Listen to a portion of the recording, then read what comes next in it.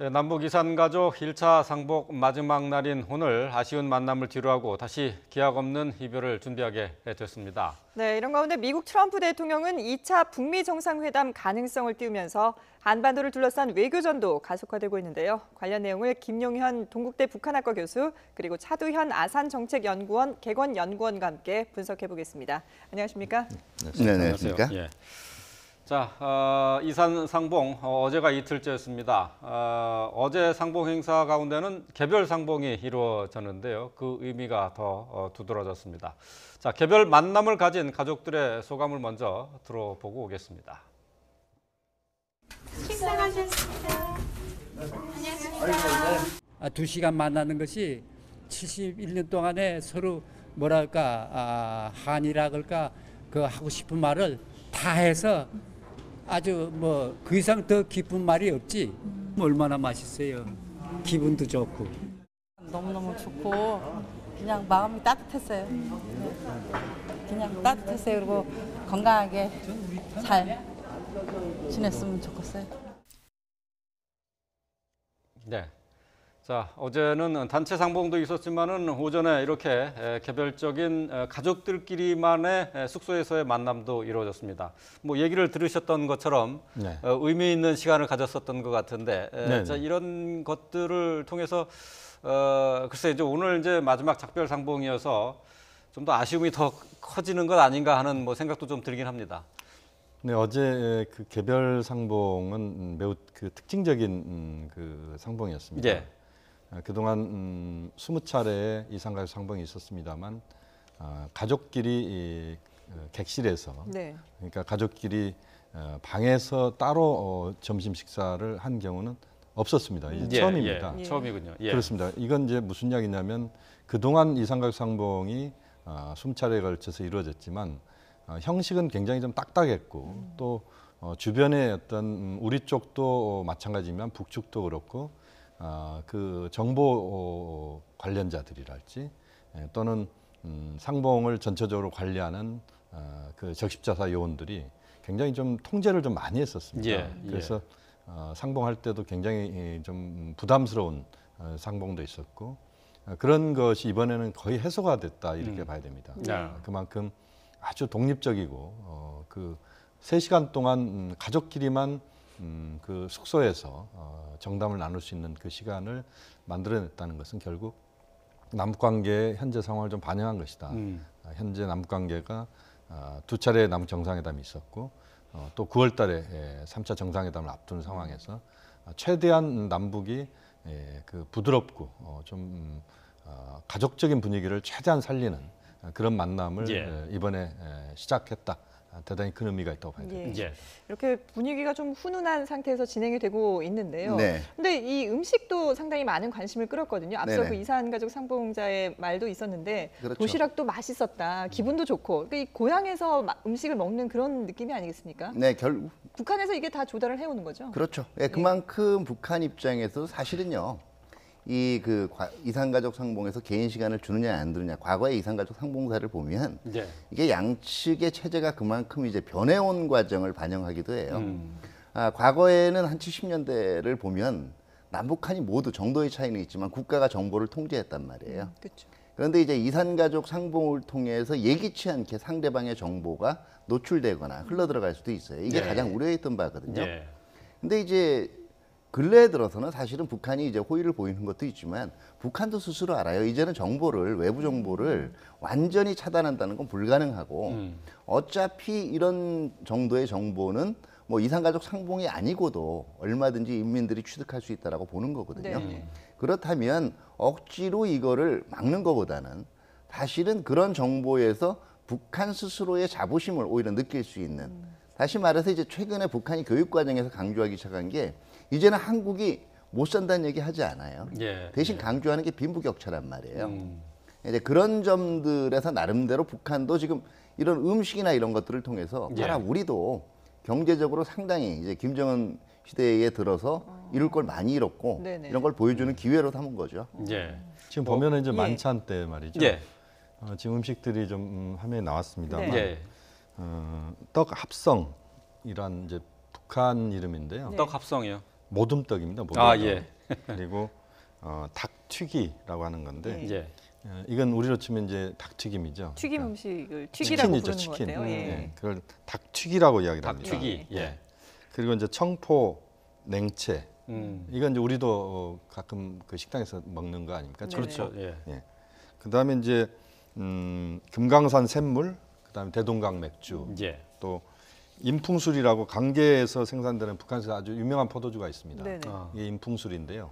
이게 이제 만찬 때 등장을 했고 도시락에는 지금 이제 화면에도 보입니다만 삼색 찰떡도 나왔고 금강산 송이버섯 볶음 예. 이것도 이제 포함이 되어 있는 모양입니다. 그래서 대체로 이제 북측의 특색을 나타내는 음식들이 이번에 이제 대거 등장을 하고 예. 그 과정에서 지금 이제 금강산 샘물도 나옵니다. 예. 저 금강산 샘물 굉장히 유명한 물입니다. 아, 그렇군요. 예. 예. 아마 남측으로 수입하면 굉장히 많이 아마 소비가 될 수도 있는 물인데요. 그래서 전체적으로 보면 북측도 상당히 신경을 쓴 예. 음식까지도 많이 신경을 쓴 그런 이상각 상봉이 이루어지고 있다 이렇게 볼 수 있습니다. 네. 예. 그렇군요.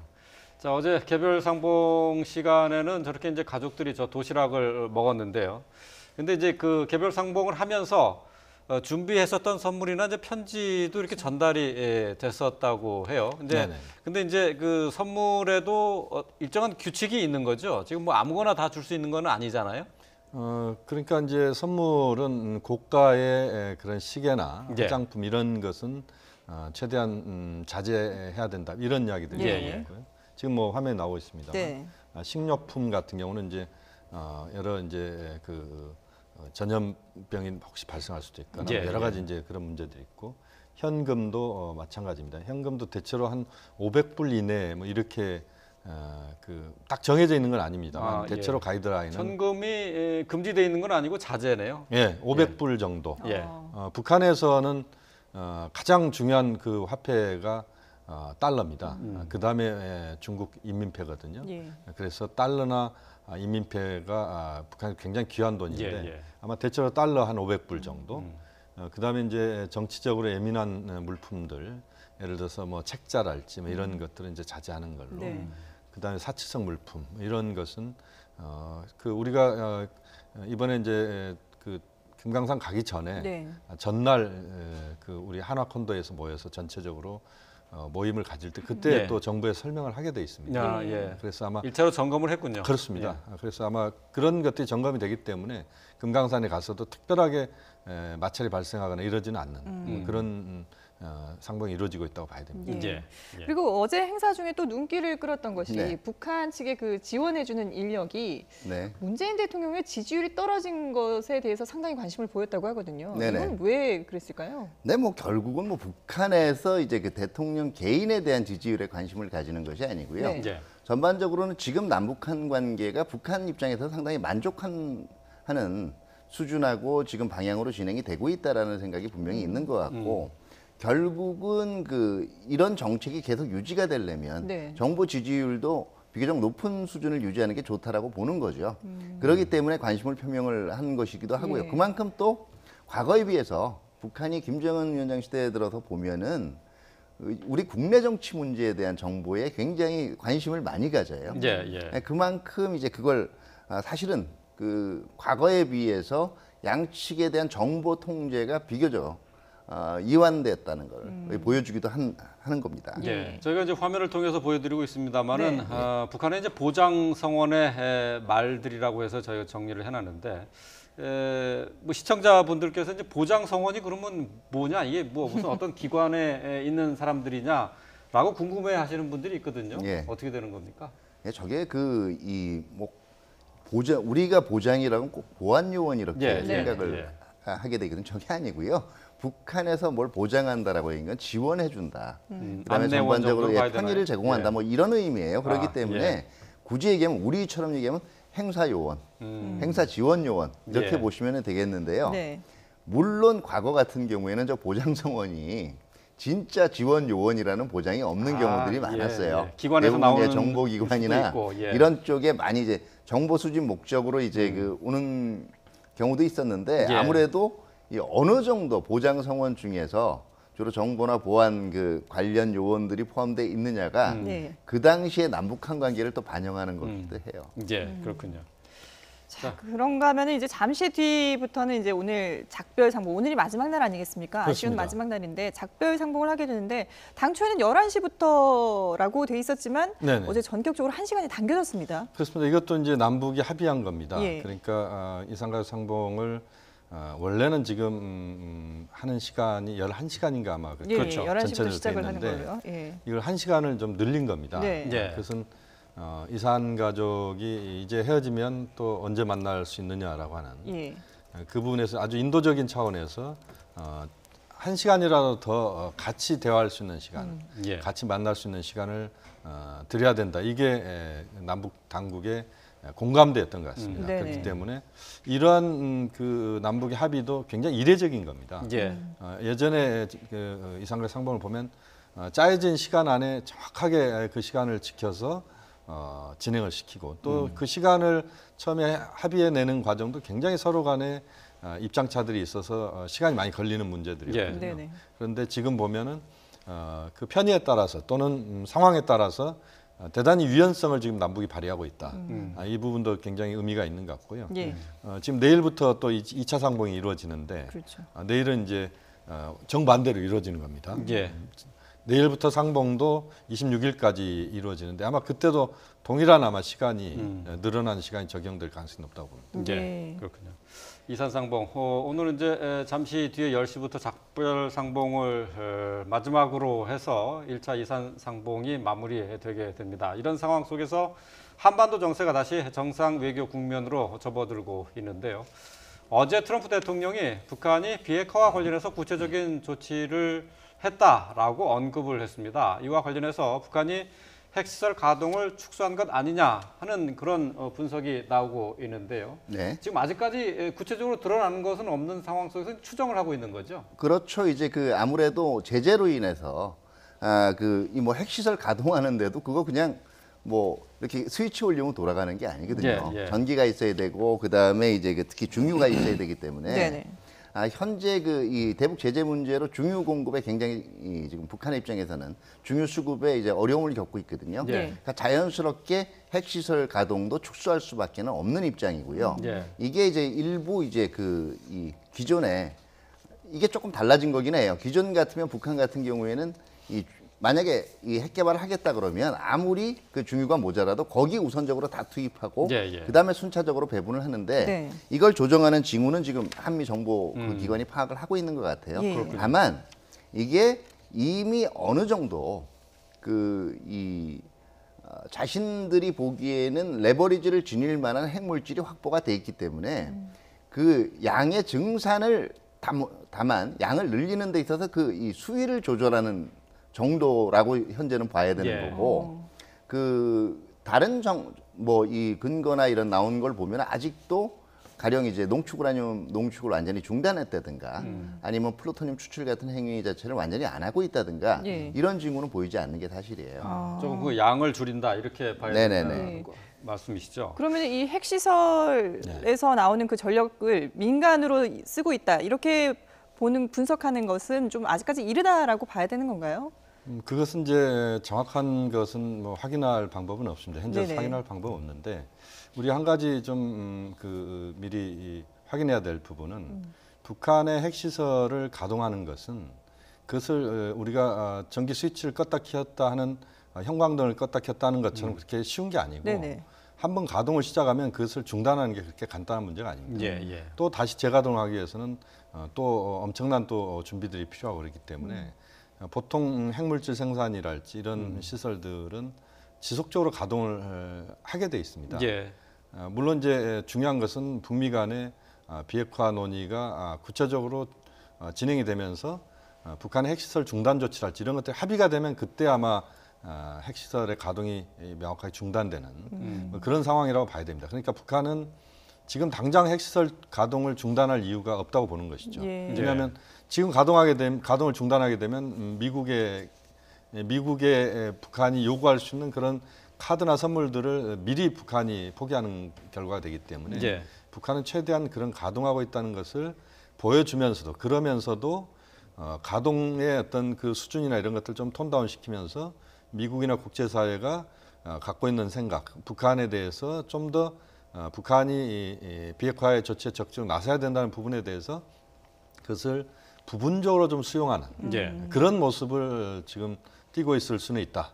그 과정에서 아까 차 박사님 말씀하신 것처럼 전력이 그 핵시설 가동에 많이 들어갔는데 그 전력의 일부를 이제 민수 쪽으로 좀 돌리면서 현재 분위기 자체를 좀 더 북한이 부드럽게 끌고 가고자 하는 그런 차원의 행보로 그 해석할 수는 있을 것 같습니다. 그러니까 뭐그 같은 현상을 놓고 다양한 분석이 가능한 거예요. 사실은 그 이 약속을 지키고 있다라는 관점에서 볼 때는 봐라 상당히 가동량을 줄이지 않았느냐는 거고 이게 아직은 모른다라는 쪽은 아니 그래도 가동하고 있지 않느냐 하는 건데 지금 저기다 민수 시설을 강조를 하는 거는 큰 의미는 없어요. 왜냐하면은 북한이 지금 대내적으로 지금 선전하는 거는 결국 대북 제재 효과가 없다는 거거든요. 우리 경제는 잘 나간다라는 거란 말이에요. 근데 그걸 보여주기 위해서는 지금 핵물질 미국과의 그 어떤 협상을 위해서 핵물질 생산도 중요하지만은 인민들한테 실질적으로 경제가 나아지는 걸 우리가 체감 경제라 그러잖아요. 체감시켜줘야 된단 말이에요. 그러니까 공장이 돌아가야 되거든요, 일단. 그러니까 이제 그걸 보여주기 위한 목적도 있다라고 볼 수가 있는 거죠. 그 한미 정보 당국의 분석에 따라서 우라늄 농축 활동이 좀 줄었다 그런 얘기가 나와 있는 반면에 또 IAEA 보고서는 또 다른 내용을 얘기를 하고 있습니다. 자, 그 내용을 정리를 한 게 있는데요. 좀 보면서 얘기를 드리겠습니다. 자, 북한의 핵 활동이 중단됐다는 징후가 없다는 보고서를 내놨는데요. 비핵화 선언에도 불구하고 아무런 핵 활동을 중단했다는 징후를 포착하지 못했다라고 보고서에 썼고 지난 4월 말과 5월 초 영변 재처리 공장인 방사성 화학연구소에서 증기 가열기를 가동한 흔적이 포착됐다.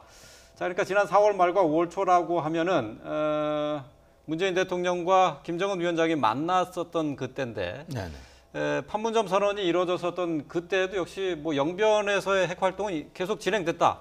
그런 보고서네요. 그러니까 지금 이제 IAEA 지금 오스트리아 비인에 지금 사무실이 있습니다. 사무실이 이제 오스트리아에 있는데 그 IAEA의 보고는 결국 북한의 핵 활동은 여전히 진행되고 있다. 이런 이야기거든요. 그것이 이제 일부 외신에 의해서 지금 보도가 된 건데 북한으로서는 남북 정상회담이 열리고 또 6월 달에 북미 정상회담이 열렸고 이런 일련의 과정이 있지만 그러나 어쨌든 북한이 갖고 있는 카드는 계속 쥐고 가면서 그 과정에서 이제 미국과의 협상을 하고 그러면서 북한이 이제 그 핵 물질의 생산이나 핵 활동의 중단 조치를 미국이 줄 수 있는 선물과 교환하려고 하는 그런 과정으로 우리가 해석하면 된다. 그래서 그것이 남북 정상회담 때도 북한이 핵물질 생산을 하고 있는 것은 문제가 있는 것 아니냐? 물론 문제가 있죠. 당연히 문제가 있습니다만 그러나 북한은 또 그런 핵 그 시설의 가동 중단이라고 하는 것이 아주 간단한 문제가 아니기 때문에 여전히 그것을 유지하면서 그것을 카드로 활용하려고 하는 뭐 그런 차원으로 해석을 할 수 있다고 봅니다. 핵시설 가동 여부는 북한이 가진 카드다라는 분석을 해주셨는데. 네, 그리고 이제 나름대로 보면은요, 지금 그 IAEA 쪽에서 주목하고 있는 거는 결국 지금 영변 핵단지의 방사학 실험실은요. 그 북한이 두 가지 지금 핵 개발 기술을 동시에 발전시켜 왔거든요. 플루토늄 이제를 이용한 방식이고요. 지금 한미 정보 당국이 얘기했던 우라늄 농축에 관련된 거예요. 그런데 사실은 그 이 생산을 중단했다가도 빨리 핵물질 전환을 하기에는 우라늄 농축이 훨씬 더 용이하거든요. 그러니까 조금 더 가동했다가 재가동에 시간이 걸리는 플루토늄 농축을 이용한 핵물질 제조는 계속 동력을 유지해 놓고 지금 우라늄 농축은 조금 줄이는 걸로. 그러니까 엄밀하게 얘기하면 전반적인 결론은 북한도 내가 먼저 비핵화하지는 않겠다라고 얘기하고 있는 거나 마찬가지예요. 근데 이렇게 북한의 비핵화에 관심을 쏟을 수밖에 없는 이유가 트럼프 대통령이 2차 그 북미 정상회담 얘기를 하면서 북한이 구체적인 행동을 비핵화를 위한 구체적인 행동을 하고 있다고 믿는다. 이런 언급을 했기 때문이거든요. 지금 우리 국내에서 이제 트럼프 대통령의 트위터라든가 이 말 하나하나에 너무 이제 이 단어 하나에 중점을 두는 것 같아서 말씀드리는데 과민 반응을 하고 있는 거예요? 6월 12일 날 그 이 북미 정상회담이 끝난 이후에 지금 비슷한 발언들이 지금 이미 수차례 나왔어요. 네네. 그리고 엄밀히 얘기하면 이거는 본인이 실질적으로 정보기관을 통해서 확인된 정보를 얘기하기보다는 일종의 압박이에요. 내가 이렇게 믿고 있으니까 빨리 행동을 취해라. 거기에 맞춰서 행동을 하라. 이런 예. 그 지금 제스처에 가깝다라고 봐야 되고요. 사실 지금 그 미국의 고위 관리가 몇 번이나 방문을 하느냐, 트럼프 대통령이 저런 언급을 어떻게 하느냐가 엄밀히 보면 비핵화 바로미터라고도 볼 수가 있지만 그만큼 지금 예상보다 속도가 나고 있지 않기 때문에 지금 미국 국내 정치 상황을 보면은요, 다음 주면은 이제 지금 11월 중간 선거의 예비 선거라든가 각 선거구에서 네. 선거 운동들이 전개가 돼요. 그러니까 트럼프 대통령 입장에서는 자기의 업적을 계속 과시를 해야 되거든요. 그런데 이제 명백하게 이제 보여지는 게 미중 간의 무역 경쟁이라든가 뭐 그 미 터키 간의 이제 분쟁 같은 거는 외신을 통해서 일부 그 자기 전과들이 나온 대로 나온단 말이에요.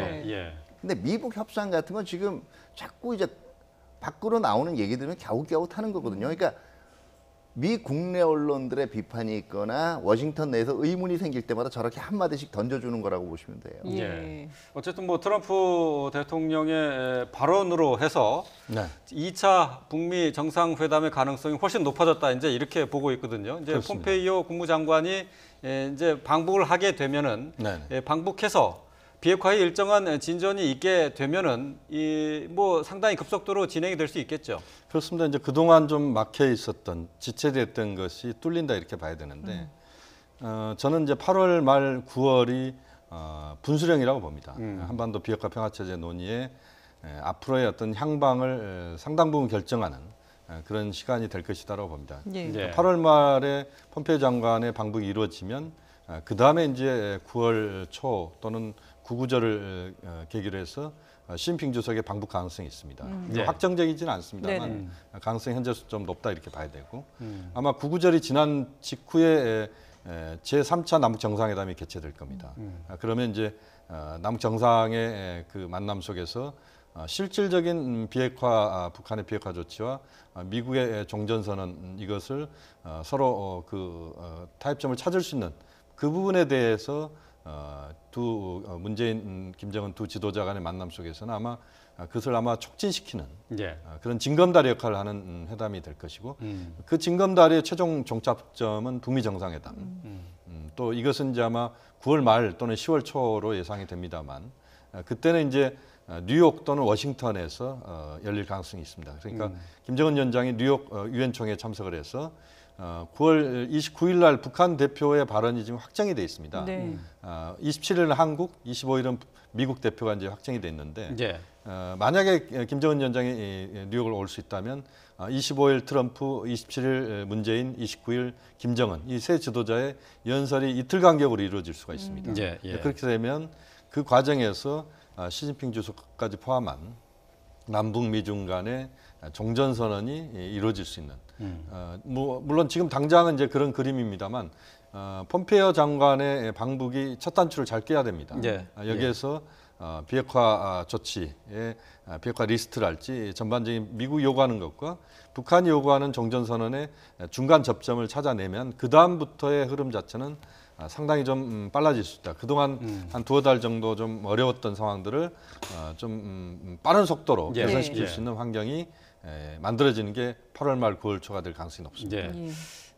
끝으로 한 가지만 좀 더 살펴보도록 하죠. 이제 미국이 오늘 이제 북한의 정제유가 들어간 정황과 관련해서 러시아 이제 기업과 선박에 대해서 제재 조치를 내렸거든요. 이런 상황에서 지금 남북 연락 사무소가 지금 추진 중인데 여기에도 이제 우리의 정제유가 80톤이 들어가서 이게 또 한미 간에 불씨가 되는 것 아니냐, 뭐 이런 뭐 우려도 있어요. 이렇게 보시면 돼요. 일단 백악관이 전반적으로 연락사무소라든가 이런, 그러니까 미국의 정책 결정의 최고위층에서는 그런 걸 통해서, 그러니까 연락사무소 개설을 통해서 지원되는 자원은 위에서 지원되는 자원을 양해했을 가능성이 큰데 이게 실제로 제재를 담당하는 주무부처의 입장에서는 분명히 제재 위반이란 말이에요. 그리고 이게 정상적인 시스템입니다. 다시 말해서 위에서 확실한 지침이, 다시 말해서 제재 풀었다 내려오기 전까지는 담당자들은 계속 이게 제재 위반인지 아닌지 추적해야 돼요. 이걸 봐야 되는 거고 그다음에 설사 미국 쪽에서 사실 흔쾌한 입장은 아닐 거예요.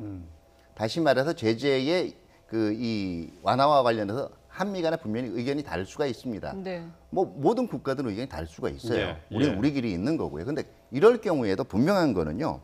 우리가 다르다라는 걸 분명히 보여주고 그걸 조정하려고 노력을 해야 투명성이 생기지. 앞에서는 의견이 같은데 뒤에서 마치 다른 행동을 취하는 것은 이게 최악이에요. 이걸 경계해야 되고 예. 결국은 남북한 간의 그 화해협력 분위기를 그대로 이용해서 미북 대화까지를 추동한다는 접근은 맞아요. 예, 예. 근데 우리가 이제 여기서 중요하게 해야 될 게 세 가지를 확인을 해야 돼요. 첫 번째는요. 대북 제재는 그동안 통했고 그것 때문에 지금 미북 대화가 벌어지고 있다는 우리도 합의해 준 바예요. 이걸 스스로 뒤엎는 게 아닌지 첫 번째. 네. 예. 두 번째는 그동안 한미가 얘기한 건 북한이 그동안 여러 가지 약속 위반을 했기 때문에 조금 더 이제 이 분명한 신의를 보여야 되는 우리도 그래야 되겠지만 근데 이게 거꾸로 돼서 사실은 북한이 그런 행동을 하게 된 데는 원인이 있다라는 식의 의식이 그런 오해를 한국이 그렇게 생각하는 게 아니야? 그런 오해를 가지게 된다면 이것도 불신의 원인이고요. 가장 큰 게 있습니다. 혹시 한국은 이게 핵 문제가 자기네들 일 아니라고 생각하는 거 아닌가? 네. 이게 최악이라는 점을 항상 염두에 두고 있어야 돼요. 예.